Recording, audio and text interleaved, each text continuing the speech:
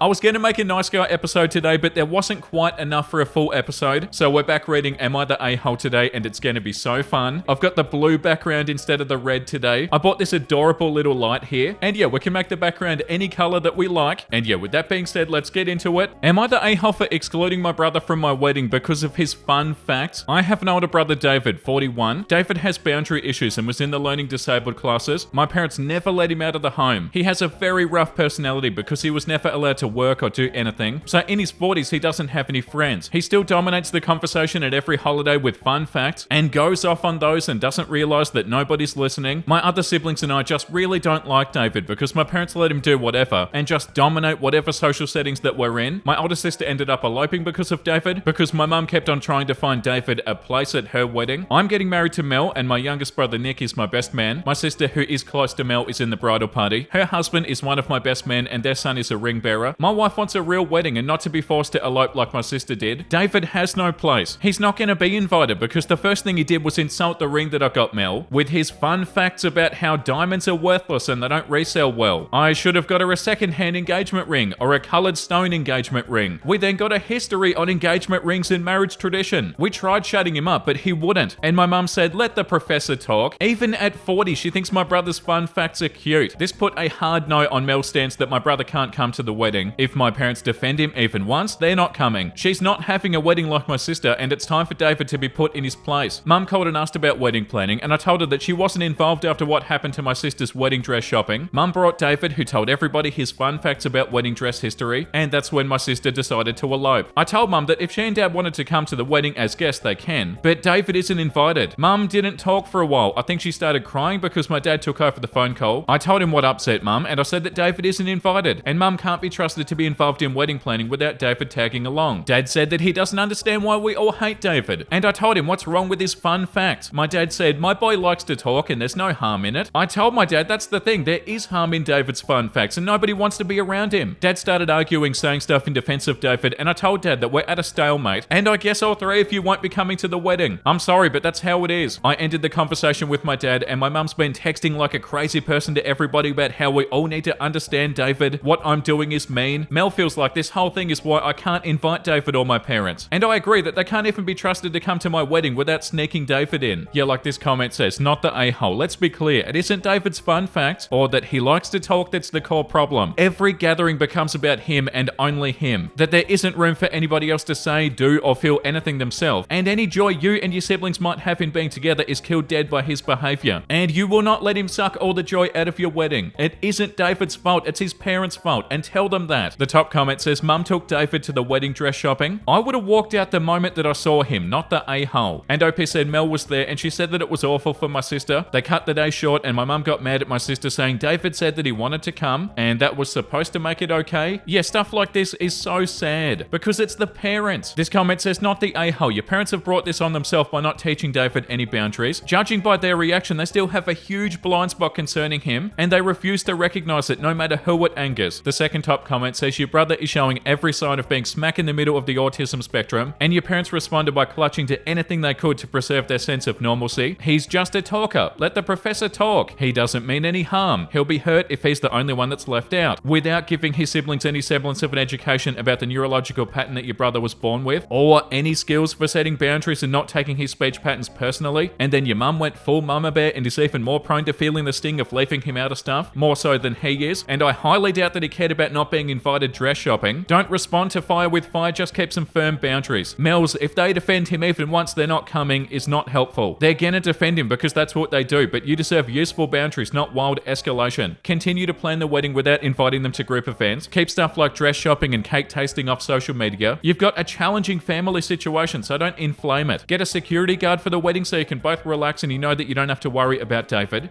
Just you meet with your parents and explain that David won't be able to come to the wedding because he doesn't have the social skills to be successful there. And you're gonna have a security guard escorting out any drop-ins. Tell your mum and dad that you'd love to have them, but they need to decide if they're okay with this being a parents-only invite. Acknowledge the weirdness right up front. I know that you have a hard time going to events that he's not invited to, and I know you wish that we were all closer, but we're not. That's sad, but that's the way that it is, and I want you to take some time to think about it. We'd really love to have both of you if you feel like you'd be able to come. And I know that you're gonna want to go mama bear and fight this decision, so I want to say ahead of time that I'm gonna mute any texts or chats where you try to argue you this and prepare for what they call an extinction burst. Your mum is gonna call or text and chat her brains out to try to get you to change your mind. Remind her once that it's not up for discussion and that you're gonna be muting the text and chats anytime she brings it up. And then prepare to do so about 100 times. If she enlists any other family members to pressure you, do the same technique. Tell them once that it's not up for discussion and that you'll be muting the text chat every time they bring it up, and then prepare to do it 100 times. And also de-escalate your fiance. Encourage her to mute your family between now and the wedding and let you handle all of this. She should mute them on social media channels and mute them on text. That should help her relax to see you setting boundaries. In the meantime, ask her to read an article on understanding people with autism. It'll help all of you take this less personally if you understand the neurological pattern that your brother was born with. Yeah, not the a-hole, but this is going to take some rewinding. You've got a 30+ year family pattern that's going to take some time to unwind. Yeah, that's such a good comment. Because what did OP say? David is 41. From what you've said here, I don't feel like you're the a-hole OP. It's the fault of the parents. But yeah, not the a-hole OP. But like that comment said, this is really complicated. And not only complicated, but it's full of emotion as well. Post number 2 says, am I the a-hole for letting my kids loot my brother's house to prove a point? Wow, that's a strong title. My brother and his family came for a visit last month. My kids and I play with Lego and have fun leaving little dioramas around my house. Just silly stuff like a fight between Iron Man and Darth Vader on the loot llama. It's our way of leaving Easter eggs around the house. My nephew really liked them and decided to take a few home. When we noticed they were missing, I asked my brother to bring them back. He said that it was only kids being kids and that he'd bring them back the next time that we saw each other. I saw him for coffee and I reminded him beforehand that I wanted all of our stuff back. He forgot to bring the toys. Okay, game on. We went to his place for a barbecue. I told my kids that unless all of our stuff was returned to us when we got there, literally anything in the house was fair game. Like the godless barbarians they are, they went to town. When we left, I don't think there were any remotes or small electronics or beer mugs left at his house. I actually had to sneak the dog back into the house before we left. I started getting calls on our way home. I ignored them. When I got home, I returned his calls. He said a bunch of stuff was missing from his house. I said that I'd check with the kids. He said that I well knew what happened and that he wanted his back. I said that I'd box it up and I'd return it the next time we saw each other, as long as we got our Lego back. He was at my house with my Lego later that evening. He'd even accidentally included stuff that wasn't even ours. I returned it and his stuff. I told him that this is how we'd be dealing with his kid in the future. He's pissed off that he had to make a special trip to return my stuff. My parents think that there's a huge difference between an 8-year-old taking Lego minifigures and a couple of teenagers pillaging their uncle's house. So am I the a-hole? Yeah, okay. That was fun to read. The top comment says, not the a-hole. Wouldn't have to go that far if you just gave all your stuff back. Yeah, well, that's true, isn't it? Like, they had no intention of giving it back. Like, it's not a big deal. It really isn't. I'm sure they're not going to be upset at you forever, OP. This comment says, not the a-hole. This is a case of tit for tat. And you got your stuff back. The comment above that says, so you were literally at his house and they didn't give you the Legos his kid stole back to you? Unless your nephew is intellectually compromised in some way. 8 years old is absolutely old enough to know that stealing is wrong. Nicely played. This comment says, this is why I'm never leaving this site. What a great story. I love that the kids understood the assignment. Maybe that'll teach the nephew to not take stuff that aren't his. The kid sounds like a spoilt brat. OP said, he's okay. I love him to death. My brother is kind of a prick though, whom I would die for. That's such a funny comment. Yeah, like my brother is definitely a bit of a prick, but I would die for him. That's how I describe Chia. Yeah, like she's a pain in the ass sometimes, but I love her.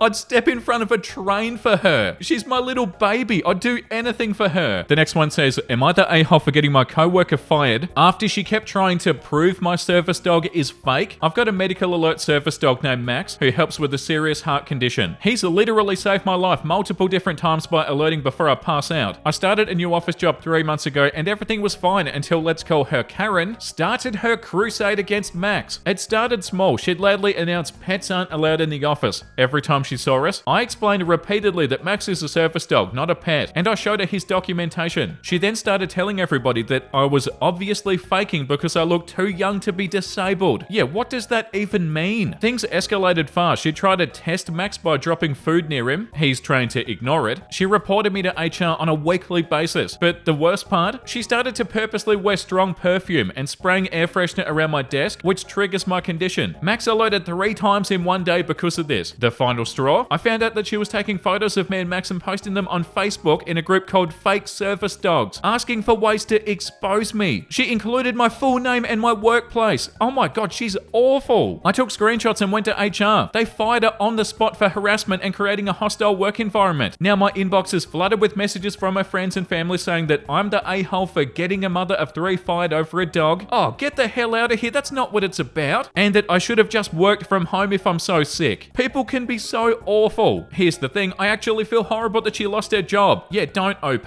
Her kids aren't at fault here, but she literally put my life at risk with the perfume stunts, and doxing me online was scary. OP, you did not get her fired. Her own awful behavior got her fired. Don't blame yourself for this, OP. This was gonna happen. If she didn't do this sort of stuff to you, she could have done it to somebody else, and probably would have done it to somebody else. She got herself fired, OP.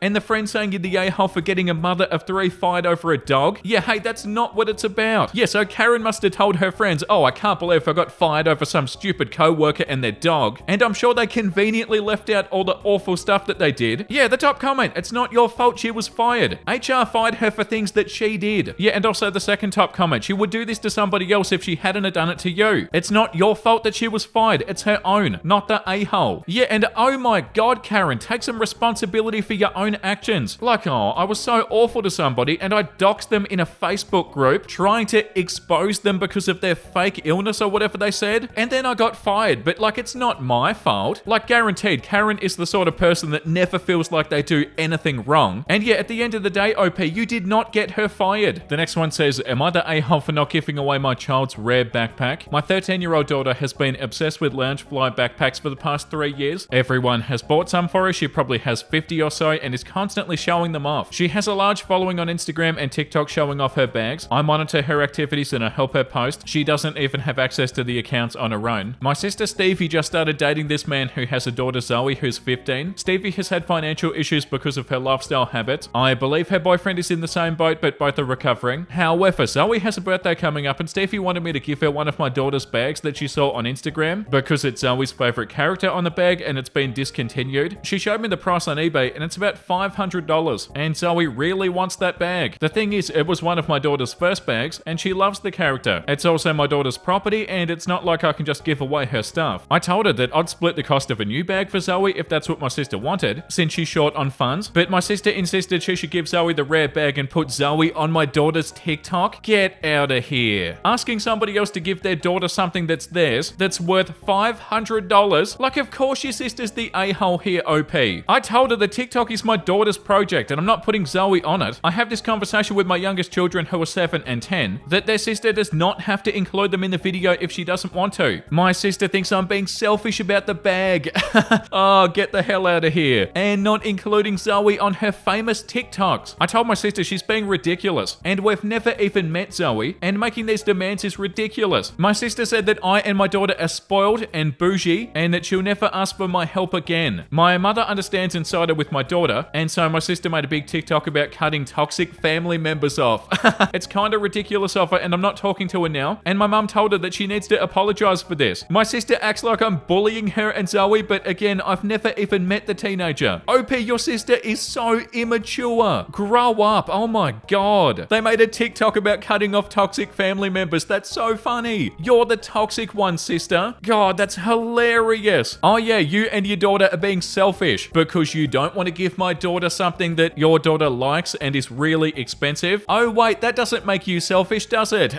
And that does not need explaining. That's so obvious. The sister is the a-hole for even feeling like they can ask them for this. That's so wild. Of course it's okay that your daughter doesn't want to give away her stuff. And to make like a family drama TikTok, this is so bad. The top comment says, not the a-hole, it's not your bag to give away. Your daughter doesn't know this girl and she loves the bag and the character, so it seems unlikely that she's going to wish to give it away, especially to somebody that she doesn't know. You were very generous in your offer to split the cost to buy a bag so Zoe could have a bag of her own. Obviously families vary, but I would not have thought that child of your sibling's new boyfriend is somebody that you would normally expect to buy a gift for, besides perhaps a small gift if they're joining the wider family for Christmas, or if you're invited to their birthday party. Your sister is being greedy and entitled. If her relationship flourishes and your daughter gets to know Zoe, then of course she may choose to include her on Instagram or TikTok, but it's so bizarre to expect her to include a random person that she's never met. Is your sister normally this unhinged, or is this unusual for her? And OP said, unfortunately, this is normal for her. Yeah, that's not surprising. You don't just wake up this entitled someday. Like, to be this entitled, you would have had to be entitled forever. And the fact that they see nothing wrong with it as well. Like, how is that even possible? The next one says, am I the a-hole for laughing at my ex's mother and telling her how much child child support that I've been receiving. My ex and I parted ways back in 2023. Ever since it happened, the communication with him and his family has been rocky. He was not interested in providing for our child, 6, and I had to apply for child maintenance. He's in debt with them, about £1,300, and has only paid about £120 in total. I've not been on good terms with his parents. Among other things, they've asked me not to apply for child maintenance, as their boy can't afford it, and so on and so on. So you could say that we're not the best of friends. Here's where the problem started. They recently found out about quite a few concerts that I'm planning to go to. Yes, I'd posted about it on social media, but they've got no access to my account. I don't know exactly how they found that information. Recently, during child drop-off, my ex's mother got very upset about the concert mumbo jumbo and started telling me off for making my ex pay child support if I was only going to waste it on myself, and so on. I couldn't hold it in and I just started laughing, which aggravated her even more. When she stopped ranting and I stopped giggling, I told her son's child support wouldn't even cover the travel cost of the trip. They can rest assured that I don't live off his child support, given that I wouldn't even be able to raise my child on that amount, let alone the both of us. I should have stopped there probably, but I also added that so far we've received approximately £10 a month. Note, I said that without doing the math. Truthfully, it's £11.09, laughing my ass off, which doesn't even cover the cost of the fruit my child eats. So neither of them have any say in how I spend my own money. Note, I'm not sure if it matters, but yeah, I work full time, so I spend my earned money. She called me a liar and then stormed off. Now their whole family are upset with me, saying that I was rude and they expect apologies. I was also told that I was an a-hole for telling them how much I actually receive, as it puts my ex in a bad light.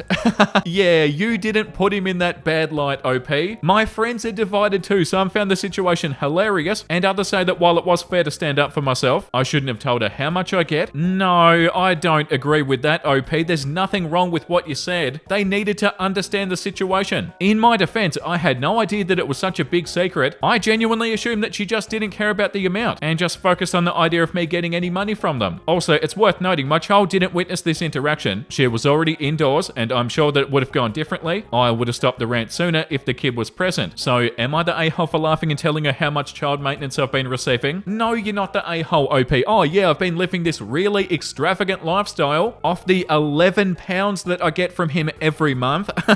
Come on. The top comment says, nope, I told everybody about the £10 per month that my kids were expected to live off. To anybody who told me that I was living off my ex's hard-earned dosh. If he's a deadbeat, make sure everybody knows about it, because I'm not going to work my ass off to maintain my children in a good lifestyle while he takes the credit. Yeah, that's a good point. Ex was similarly upset because I set the record straight. Apparently, I caused his manliness hurt he feels or something. I couldn't give a crap. Edited to add, OP not the a-hole. Yeah, that's such a good point. Why should he take the credit for this? He's got nothing to do with it. And like how OP didn't get their co-worker fired in that other post because it was their own behavior that got them fired, you're not making your ex seem like they're in a bad light, OP.